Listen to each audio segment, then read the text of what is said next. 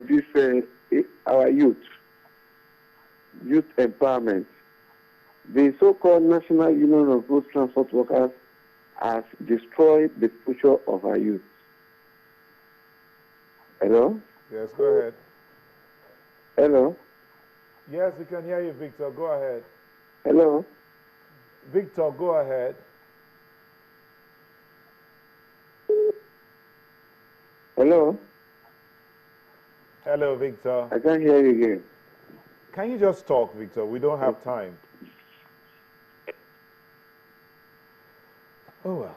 Okay, back. What I'm saying is that, I mean, if you're going to be looking forward in terms of what the agenda for this new government is, obviously, if you're looking at it on the basis of what is important and urgent, we have a crisis here in the oil and gas sector, which we're all feeling. So that should be job number one. Security is still there. But right now, how do you resolve the manifestations of what is a pathological problem in the oil and gas sector, right? This is at the heart of all our challenges, petrol. The government has to decide what it wants to do, right, in this sector. It has to decide what it wants to do with NNPC. It has to decide what it has to do with the entire value chain, upstream, downstream. It has to decide what it has to do with this issue of bunkering. I mean, the government also has to come to terms with the fact, as they've said, I think it was the vice president that said that Nigeria is about $60 billion in debt, right? The country is broke. It's officially bankrupt, in not too many words. There's a dial back on attempts by the present regime through the Ministry of Finance. Yes, yeah. The Ministry of Finance is now saying, oh, it's really bad. But 6 months ago, it was all rosy and cushy. There's nothing wrong. The fundamentals are sound. There has to be radical transparency. Job one is to tell us the state of the union, and then what do you propose to do about it? They have a 100-day window to deal with the oil and gas sector. There'll be some hard decisions that have to be made, and these decisions will fundamentally alter the geopolitics of Nigeria, because there are a lot of very embedded, powerful interests that benefit from this. The oil subsidy scam, which is, we all know, something has to be done about it.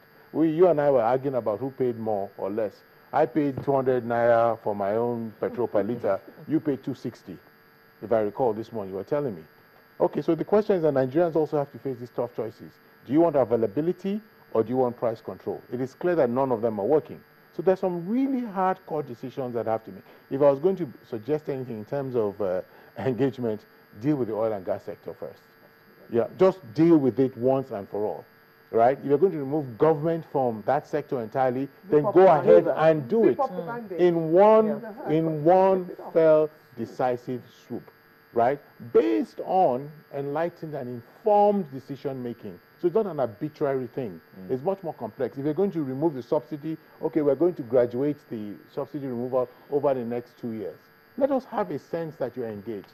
There's something to be said also for the symbolism of cutting down government and selling of the jet. Yeah, it assuages our sense that the man means business, but they're all superficial. The deepest cuts have to go into government spending, right? The recurrent expenditure of all these 900 parastatals, and especially a deep knife to what I describe as the grand larceny of the National Assembly. It is unconscionable what is happening there. Okay, Mr. Ladner, we'll take Mr. Thompson from Ibadan, then we'll go to Adebo. We haven't still finished your statement. Hello, Thompson. Thompson? Is Thompson there? Okay, apparently he's not hearing us, or we're not hearing him. Thompson, if you're there, we hope you can still talk to us. We'll get back to you shortly. Let's bring in Mr. Debo. Mr. Debo, if you were to set an agenda or attempt to set an agenda for the incoming administration, what would it be? What would you say they should do first? I think the administration has set its own agenda. I will simply re-emphasize that what we need to do as a country is to be patient. It's also to be patient with the incoming government, and also to be willing to commit ourselves to major sacrifice. It takes us a while to get to this, terrible, signpost. We shouldn't also expect that, overnight and within 100 days and is going to perform some magic and, turn around the situation. We all somehow directly or indirectly contributed to the decay that we are witnessing now. Absolutely. And so to that extent, I think the agenda really will be for the entire Nigerians, and so that all hands should be on deck for us to, wherever we find ourselves, to cooperate and support this government. Because I think for a long time we have a leader that we can trust. We have a leader that we believe that is transparent, will be accountable. We have a team that that believe that believes in this country. So we should give them the benefit of the doubt and also be willing to make all the sacrifices that are required of us. As far as I'm concerned, coming from the point of view of anti-corruption agency, and I believe that that's the most important agenda we can, I think he has worked on this thing since 2003 that he's trying to become president, that he has a clear cut idea of what he wants to do, what he wants to achieve and accomplish for this country. Remember that for the first time we have a president waiting to be sworn in, that he has to be assisted to buy his presidential form, his nomination form. We have a president that Nigerian youths and students have to contribute a recharge card to assist his campaign.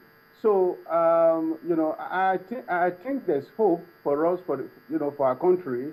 I think this is an important threshold in the history of this country. So, all of us need to be prepared, and if we make all the required sacrifices, all of us, both within and outside government, and I believe that he might be able to midwife a new Nigeria that all of us will be proud of. All right, Mr. Duwa, thank you. Mr. Duwale, do we have a phone call? There's a question for her, but based on what she said earlier, someone said, Evans King says, must we leave his word, miscreants to run the government because company executives who are experts in their field have their hands full? No, that's not what I'm saying. What I'm saying is that they're technocrats. They're people. You see, the thing is, what typically happens, and I've seen this in 10 years of living in Abuja, ministers typically come in and run a parallel ministry in the minister's suite. So at the end of the day, all those brilliant ideas that they're coming with, it doesn't get entrenched in the system. Minister go, minister come, barrack remain. Literally, soldier go, soldier come, barrack remain. So there's also that's the one issue in terms of continuity of strategy of building a nation. That is critical, because at the end of the day, we want a good Nigeria today, but a better Nigeria for tomorrow. That's critical. My second point is, when entrepreneurs who are used to their private jets, flying all around, walking up and down Newborn Street, flying to all parts of the world, exotic parts of the world, etc., come in and you want to give them a meager minister's salary, there is a challenge in that as well. Let's be practical here. There's also the issue of perception management. If I am CEO of the best biscuit company in Nigeria, and you now make me Minister of Biscuits, Federal Minister of Biscuits, there will be some conflict of interest. There will be some conflict of interest. So don't let's debate the issue, which is why the George Soroses and the Donald Trumps advise, they support, they put money into the party, they steer. They're very strategic ways of doing this. But perception again, because we have Nigerians are looking at us, the world is looking at us to see if we will get it right. That's responding to that question. Somebody said about orientating Nigerians. We've all discussed it. And the thing is, we need to take our public information system, the way we engage with the public as a nation, and overhaul it completely. You should not put a non-professional as a minister of information. I'm a communication specialist. I cringe each time I see a non-communications expert as Minister of Information. As Minister of Information. B, we have a fantastic agency called National Orientation. National Orientation should be about national orientation. It shouldn't be it shouldn't be the mouthpiece of government for re-election. We cannot, did you notice that in the last 18 months, we had public information going out telling Nigerians you cannot challenge your leaders. It's not patriotic. It's ungodly. It's ungodly, it's not patriotic. That is scary when the entire public information system in a nation is telling the citizenry you cannot question, you cannot ask for good leadership. It's scary. Why don't we turn that on its head